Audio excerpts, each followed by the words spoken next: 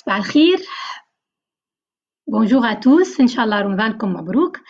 Aujourd'hui, c'est la journée mondiale du diabète, pardon, c'est la journée mondiale de l'ADN, pardon, donc le 25 avril.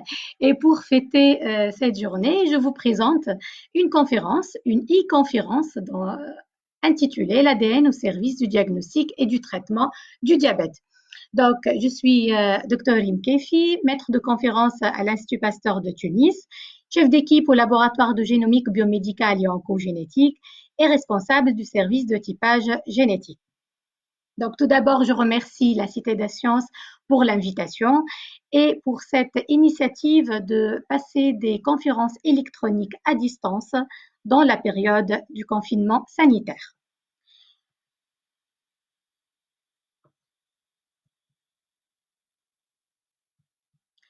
Ma présentation va avoir le plan suivant. Dans une première partie, je vais définir c'est quoi l'ADN, cette molécule, quelle est sa structure, quel est son rôle, comment on peut l'utiliser dans différents domaines. Et la deuxième partie va être focalisée sur l'étude de l'ADN pour le diagnostic et le traitement du diabète. Alors, l'ADN, c'est l'abréviation de l'acide désoxyribonucléique. Donc, A pour acide désoxyribonucléique.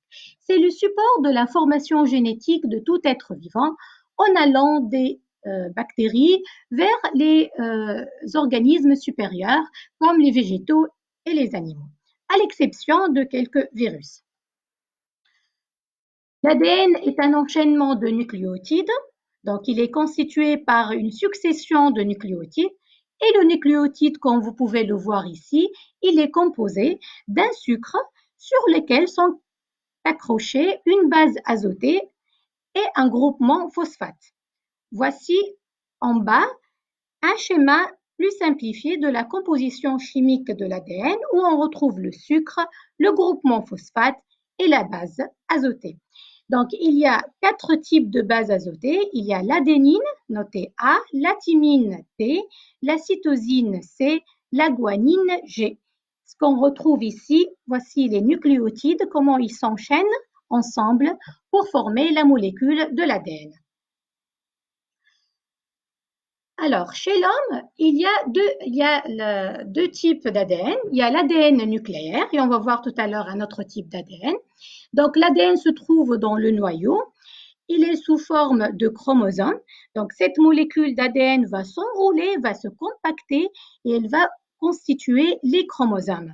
Et notre espèce, elle est formée de 23 chromosomes. Donc, la formule de n égale 46, ça veut dire qu'on a pour chaque type de chromosome une copie héritée de la mère et une copie héritée du père. Donc, ça, l'ADN qui se trouve au niveau du noyau, c'est l'ADN nucléaire. Il est linéaire sous forme de chromosomes. Chez l'espèce humaine, il y a un autre type d'ADN, c'est l'ADN mitochondrial.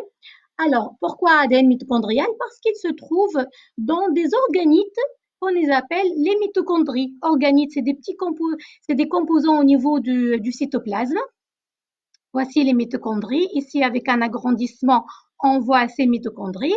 Et ces mitochondries possèdent leur propre ADN. Cette fois-ci, il n'est pas linéaire, mais il est circulaire.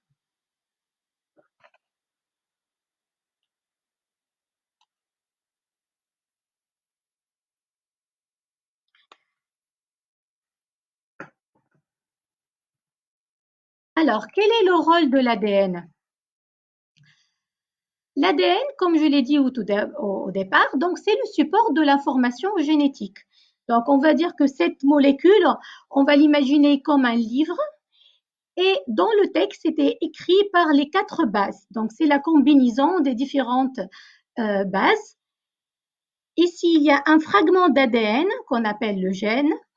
Et ce gène, il contient les instructions nécessaires pour former les protéines qui assurent le bon fonctionnement de notre organisme. Donc, le gène, c'est l'unité fonctionnelle, il va coder pour les protéines. Et ces protéines peuvent être donc un trait phénotypique comme la couleur des yeux, la couleur des cheveux, la qualité de la peau. Ça peut être aussi des enzymes, ça peut être des hormones comme l'hormone de l'insuline. L'ADN subit des variations. Il y a des variations qu'on appelle des polymorphismes, donc qui ne vont pas causer des maladies, mais ça va entraîner donc la variabilité des espèces, que ce soit des espèces animales, végétales. Il y a ici l'exemple de l'espèce humaine. On est on a l'ADN qui est très variable et on est tous différents, même si on appartient à la même espèce. Mais aussi, il y a des variations qu'on appelle les mutations, et ces variations sont associées à des pathologies, donc à des maladies, parce que ces variations vont changer le fonctionnement de nos protéines. Alors, comment on peut utiliser l'ADN? L'ADN, maintenant, et surtout grâce au progrès technologique, il est utilisé dans différents domaines. Il est utilisé en biotechnologie végétale et biotechnologie animale pour la connaissance de ces espèces, pour l'amélioration des variétés végétales, l'amélioration de la production des races animales.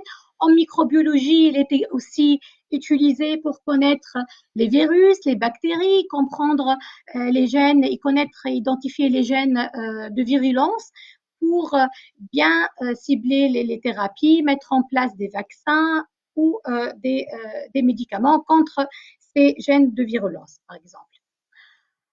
Il y a aussi d'autres applications de l'ADN. Nous, on travaille également sur l'utilisation de l'empreinte génétique. Donc, l'ADN peut être utilisé comme une empreinte génétique pour identifier des cadavres. Par exemple, des cadavres lors des catastrophes de masse, le tsunami, les crashs aériens, les incendies, ou retrouver les coupables dans les affaires criminelles. Dans cette thématique, on a déjà publié des travaux sur l'identification de cadavres calcinés, donc des cadavres brûlés, qu'on a pu identifier grâce à l'ADN qui s'est conservé au niveau de la pulpe de la dent. Et l'ADN peut être également utilisé sur d'autres thématiques comme l'anthropologie génétique, qui c'est une thématique qui s'intéresse à comprendre les migrations des populations, les origines des populations, comment le peuplement du globe terrestre a été effectué. Donc, l'ADN peut être également utile. Et là, par exemple, c'est l'ADN mitochondrial qui a permis de retrouver les voies de migration et des populations. Et on a aussi des travaux publiés dans cette thématique. Mais aujourd'hui, je vais vous focaliser surtout sur l'ADN au service du diabète. Alors, qu'est-ce que le diabète? Donc, ça, vous le savez certainement que c'est une maladie métabolique qui est causée par une hyperglycémie chronique. Cette hyperglycémie, elle est due à quoi? Donc, l'hyperglycémie chronique, donc c'est le taux élevé de sucre dans le sang. C'est dû à quoi? Ça peut être dû à un défaut de la sécrétion de l'insuline. Donc, on sait bien que l'insuline, c'est l'hormone hypoglycémiante, c'est-à-dire qui va baisser le taux de glucose dans le sang. Donc, si elle ne fonctionne pas comme il faut, donc on va avoir une élévation du glucose dans le sang et donc un problème de diabète. Alors, une autre action, c'est que l'insuline, elle existe, mais elle ne fonctionne pas comme il faut au niveau des cellules cibles, par exemple au niveau des cellules musculaires. Donc, il n'y a pas absorption du sucre qui circule dans le sang par les cellules. Ou bien, on peut avoir les deux à la fois, un défaut de la sécrétion et un défaut de l'action de l'insuline. Donc, c'est ça, par définition, qui caractérise et qui explique pourquoi on a une hyperglycémie. Alors, d'après l'Organisation mondiale de la santé et la Fédération internationale du diabète, un individu est déclaré diabétique s'il présente une glycémie à jeun supérieure ou égale à 1,26 g, donc grammes par litre, et une glycémie postprandiale, c'est-à-dire après le repas, supérieure ou égale à 2 grammes par litre. Et cette prise doit être faite 2 fois. Alors, le diabète, c'est une maladie métabolique complexe. Pourquoi elle est complexe? Parce qu'elle est due à plusieurs facteurs. Donc, des facteurs environnementaux qui caractérisent un peu notre mode de vie actuel. Donc, une alimentation qui n'est pas équilibrée, qui n'est pas très saine, chargée en sucre, chargée en graisse, un manque d'activité physique donc, et augmentation de la sédentarité, et aussi ça peut être causé, donc les facteurs comme le stress. Mais le diabète a aussi une composante génétique, c'est-à-dire qu'il y a aussi des variations génétiques qui peuvent causer le diabète ou contribuer à l'installation de cette maladie. Ça a été prouvé par des observations dans des familles qui montrent que les personnes qui ont des antécédents familiaux, donc des parents ou des grands-parents malades, donc diabétiques, ces personnes-là ont un risque plus élevé de développer le diabète.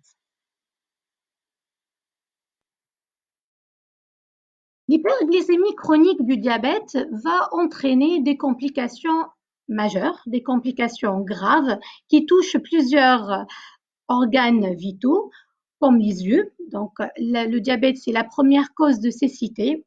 Ça touche aussi les reins, donc ça entraîne des dysfonctionnements des reins.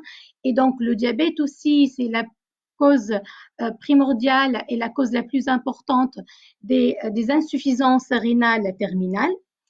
Ça peut entraîner des problèmes vasculaires, des accidents vasculaires cérébraux, des problèmes cardiaques aussi. Et un grand pourcentage des diabétiques décèdent malheureusement avec des complications cardiaques. Les problèmes au niveau des extrémités, donc là, le diabète, c'est une des premières causes des amputations des membres inférieurs. Donc, tout ça nous montre que vraiment le diabète, une maladie grave, notamment par rapport à ces complications.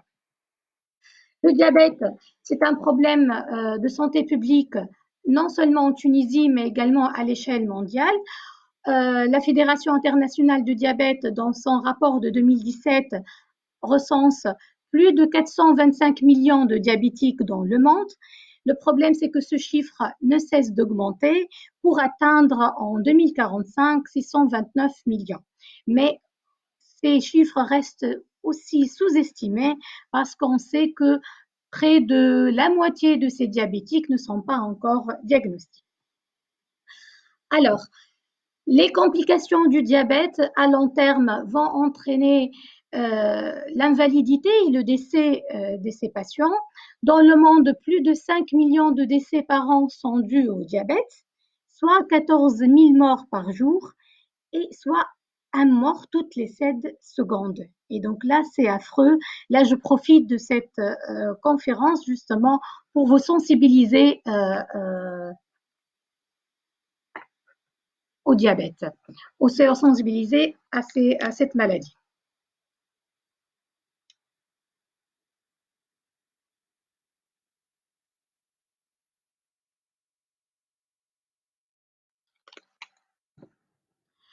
Alors, en Tunisie, le diabète a évolué depuis 1977. Comme vous pouvez voir les chiffres, donc là, ça passait de 2,3 à 15% en 2017. Bon, c'est vrai qu'en 1977, ça peut aussi être un problème de dépistage ou un problème de statistique, mais si on regarde les autres années, là, ça a augmenté ici c'est 2015, donc entre 2015 et 2017 quand même, ça a augmenté. Et pareil ici, les chiffres restent sous-estimés puisque plus de la moitié, comme je l'ai dit tout à l'heure, des diabétiques ne sont pas encore diagnostiqués. On le voit sur le terrain quand on a les campagnes de sensibilisation ou les campagnes de recrutement des patients. Donc, on découvre fortuitement des personnes diabétiques. Alors, il existe plusieurs types du diabète. Il y a d'après l'American Diabetes Association, donc là aussi c'est un peu la classification qui est aussi utilisée par l'OMS et par la Fédération internationale du diabète. Donc le diabète, il y en a 4 types. Il y a le diabète de type 1, le diabète de type 2 qui est la forme majoritaire. Le diabète de type 1, c'est une forme dépendante de l'insuline, donc on l'appelle aussi l'insulinodépendant. Le diabète de type 2, il ne dépend pas de l'insuline au départ, et c'est ce qu'on appelle le diabète insulino-indépendant. Il y a aussi le diabète gestationnel qui apparaît pendant la grossesse. Il peut disparaître après l'accouchement ou il peut réapparaître après ou persister. Et il y a aussi d'autres formes atypiques de diabète. Et à ces formes-là, on va s'intéresser aujourd'hui. Parmi les formes atypiques du diabète, il y a ce qu'on appelle le diabète de type maudit. Alors, c'est quoi le maudit? Maudit, c'est l'acronyme en anglais de Maturity Onset Diabetes of the Young ou diabète de type adulte chez le jeune. Il est diagnostiqué devant un tableau clinique caractérisé par une hyperglycémie permanente et surtout un âge inférieur à moins de 25 ans. Il y a une forte hérédité familiale, c'est-à-dire qu'il y a dans la famille, au moins sur 2 générations, donc des parents ou des grands-parents, il y a des personnes diabétiques. Et il y a l'absence des auto-anticorps anti-îlot de Langerhans. Alors, c'est quoi ces auto-anticorps? Donc, chez le diabète de type 1, ces personnes, ils ont des anticorps qui sont formés par leur organisme et qui détruisent les îlots de Langerhans. Ce sont les îlots dans le pancréas qui contiennent donc les cellules bêta qui construisent et fabriquent l'insuline. Donc, chez les diabétiques de type 1, il y a des auto-anticorps qui vont détruire ces cellules. Et c'est pour ça qu'ils deviennent dépendants de l'insuline, parce qu'ils n'ont plus de l'insuline synthétisée par leur organisme. À la différence de maudit, donc pour écarter le maudit du diabète de type 1, on doit avoir l'absence de ces auto-anticorps. Mais quand même, il y a des exceptions. Le diabète de type maudit, donc c'est une forme monogénique du diabète. Je vais expliquer c'est quoi une forme monogénique du diabète. Alors, une forme monogénique du diabète, c'est-à-dire que les mutations touchent un seul gène. Donc, les mutations qui causent la maladie vont être localisées sur un seul gène. Donc, mono, c'est un seul gène. Voici jusqu'à présent, donc ça c'est les résultats des études menées surtout en Europe qui ont montré qu'il y a 14 formes de diabète de type maudit. Et là j'ai marqué aussi maudit X parce que jusqu'à présent on continue à découvrir de nouvelles formes. Donc ces formes-là, de maudit 1 à maudit 14, sont caractérisées chacune par un gène bien déterminé. Donc, les mutations vont toucher un seul gène. Le maudit 1, par exemple, il est caractérisé par des mutations, des variations au niveau du gène HNF1A. Donc, comme vous pouvez le voir sur ce tableau, il y a une grande variabilité génétique et donc différentes formes. Et ces formes génétiques vont conditionner le traitement. Donc, vous pouvez voir que par exemple pour la forme maudit 2, qui est due à des mutations au niveau du gène GCK, le traitement peut être corrigé, donc l'hyperglycémie, on va dire, peut être corrigée par un simple régime alimentaire et une activité physique. Donc, c'est des formes modérées de diabète. Par contre, il y a le maudit 12, par exemple, qui est dû à des mutations au niveau du gène ABCC8. Il est traité par les sulfamides, donc ce sont des médicaments, ce sont des antidiabétiques oraux, donc des médicaments, des comprimés qui vont stimuler la sécrétion de l'insuline de l'organisme. Et si on regarde un autre type de maudit, le maudit 4 par exemple, qui est dû à des mutations au niveau du gène PDX1, et là, on peut avoir d'autres types des antidiabétiques oraux et on peut aussi avoir des prescriptions de l'insuline. Donc, comme vous pouvez le voir sur ce tableau, le test génétique, l'identification des mutations et le gène responsable, il est très important dans ce cas des diabétiques pour orienter le médecin vers le traitement le plus adéquat de ces patients. En Tunisie, donc là, ce que je disais tout à l'heure, en fait ici, ce sont surtout des études menées en Europe En Tunisie, les formes atypiques du diabète, et en particulier le maudit, sont très peu étudiées, ils ne sont pas très connus. Il y a aussi un problème de confusion dans la classification de ces malades. Ces malades, comme ils sont jeunes, ils sont souvent classés en tant que diabétiques de type 1 et ou c'est classé en tant que diabétique de type 2, donc s'ils ont 25 ou une trentaine d'années. Le grand défi justement dans notre pays, c'est de distinguer les patients maudits des autres formes de diabète, donc distinguer de la forme diabète type 1, distinguer des formes de type 2, afin de leur prescrire le traitement le plus adéquat. C'est pour ça nous avons développé ces projets de recherche.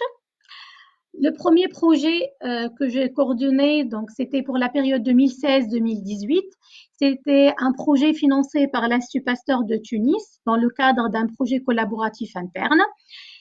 Qui était donc l'intitulé du projet était Études épidémiologiques et génétiques des formes atypiques du diabète en Tunisie. Le deuxième projet que je coordonne, donc il est en cours aussi. Il a démarré en 2018 et c'est un projet financé par le ministère de l'Enseignement supérieur de la recherche scientifique dans le cadre du programme d'encouragement des jeunes chercheurs. Brièvement, en fait, les objectifs de ces deux projets, c'est l'identification des mutations causales, donc les mutations qui causent la forme maudite, comment utiliser ces mutations pour classer et identifier les sous-classes de maudit, comme je vous ai montré tout à l'heure. Donc, il y a de maudit 1 au maudit 14, et essayer de voir quelles sont les formes particulières ou les formes dominantes de ces sous-classes de maudit en Tunisie. Donc, ces travaux vont nous permettre de mettre en place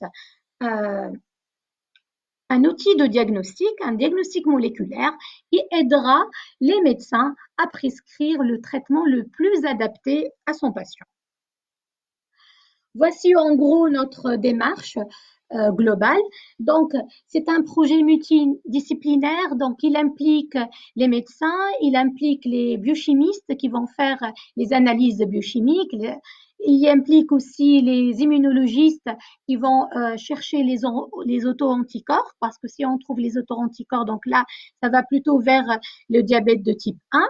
Donc, et bien sûr, nous, en tant que généticiens, on fait les analyses moléculaires, donc l'analyse de l'ADN, le séquençage à haut débit de l'ADN pour identifier les mutations qui causent cette maladie et qui expliquera l'hyperglycémie de ces patients. Donc, une fois qu'on a déterminé la sous-classe de maudit, on revient avec ce résultat au médecin pour qu'il prescrit le traitement. Il va ajuster le traitement ou il va donc l'améliorer, le maintenir. En fait, il va mieux adapter la prise en charge thérapeutique des patients. Voici nos résultats. Donc, on a identifié jusqu'à présent les mutations pour 19 patients. Parmi ces patients, on a fait un réajustement de traitement. Pour certains, donc, on est passé de l'insuline à la prescription des comprimés antidiabétiques oraux ou même pour certains patients à un régime alimentaire.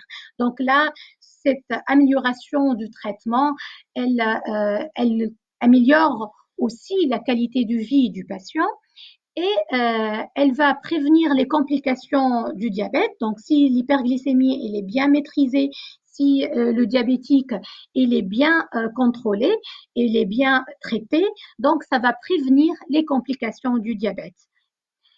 Et ces résultats peuvent servir aussi à proposer un conseil génétique aux familles. Donc, s'il y a d'autres membres de la famille qui sont diabétiques, on pourra chercher ces mêmes mutations chez ces personnes-là pour voir si ils sont atteints de maudit ou d'autres formes de diabète. Alors, ces travaux, une partie de ces travaux ont été publiés dans un journal international, donc scientifique, c'est ça, pour la diffusion des résultats dans la communauté scientifique. Donc,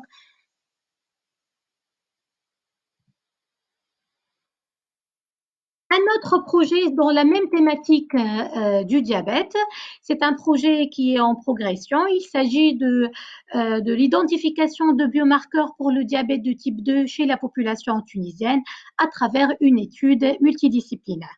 Ce projet s'appelle Diabiomark. Il est financé par le réseau des Instituts Pasteur et je suis la coordinatrice de ce projet. Ce qui est bien que ce projet implique une équipe, donc notre équipe de la Tunisie, une équipe de l'Institut Pasteur de Paris et une équipe de l'Institut Armand Frappier au Canada. Donc, euh, c'est un projet multidisciplinaire dans lequel on va essayer de faire une caractérisation épidémiologique et clinique des patients tunisiens atteints de diabète de type 2, qu'on va comparer à des individus contrôles. On va essayer de déterminer les profils génétiques, donc les variations et les mutations impliquées et associées ces, à ces diabètes, à ces diabétiques, pardon. On va déterminer aussi le profil nutritionnel, l'analyse du stress oxydant dans les cellules et l'analyse du microbiote intestinal. Donc, il y a énormément de données qu'on va essayer de collecter et de générer avec nos analyses. Quand on va intégrer toutes ces données-là, on va essayer d'identifier des biomarqueurs qui vont mieux caractériser les diabétiques et ils vont mieux comprendre aussi les complications. Pourquoi des diabétiques vont faire des complications précocement, pourquoi d'autres ils vont les faire tardivement. Donc là, ça va améliorer le diagnostic de ces patients et surtout la prise en charge thérapeutique et le suivi. Voilà, donc ça, c'est un projet qui est progression et j'espère que d'ici l'année prochaine ou dans d'autres occasions, on communiquera sur les résultats que nous aurons obtenus. Voilà, je finis cette présentation par remercier mon équipe, donc les étudiants en master, les étudiants en thèse qui sont impliqués dans ce travail. Je remercie nos collaborateurs, donc les biochimistes, les médecins et les scientifiques, nos collègues des scientifiques de l'Italie ou du Canada, de la France. Et donc là, je remercie ces personnes-là qui ils sont citées ici dans cette publication. Voilà, je vous remercie pour votre attention et je suis là pour répondre à vos questions.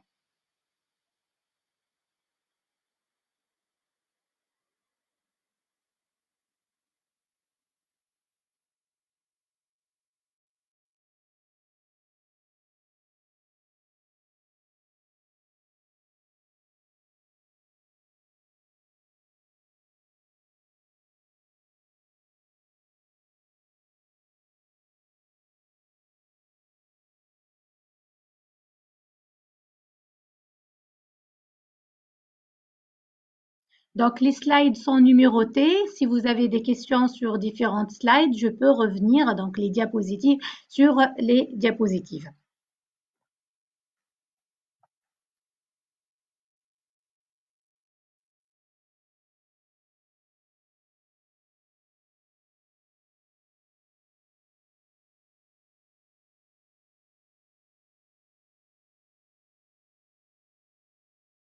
Je vais essayer de lire des commentaires si j'en trouve déjà pour répondre à vos questions.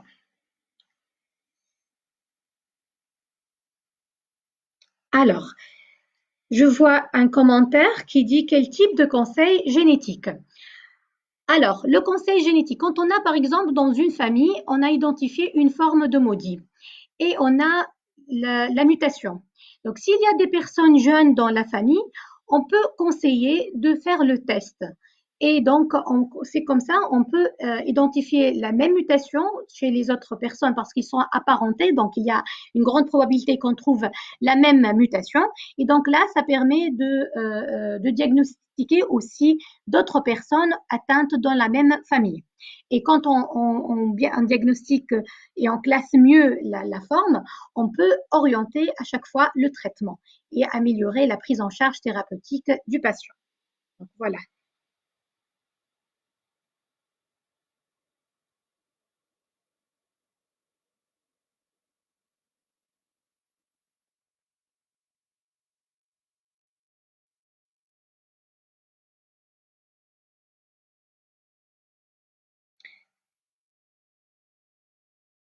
En attendant vos remarques et vos commentaires, juste je voulais vous dire aussi qu'on travaille sur une autre voie, sur une autre piste que nous sommes en train d'explorer pour améliorer justement la prise en charge thérapeutique des patients diabétiques, qui est la pharmacogénétique. Donc, nous sommes en train d'étudier la réponse au traitement. Donc, on a pris par exemple les antidiabétiques oraux, on essaie d'identifier et de rechercher les variants génétiques qui seront impliqués dans la réponse au traitement, aux antidiabétiques oraux. Et c'est un travail aussi qui est en cours. On n'a pas encore les résultats, mais dès que nous aurons des résultats, ils vont être publiés ou peut-être diffusés à grande échelle au grand public.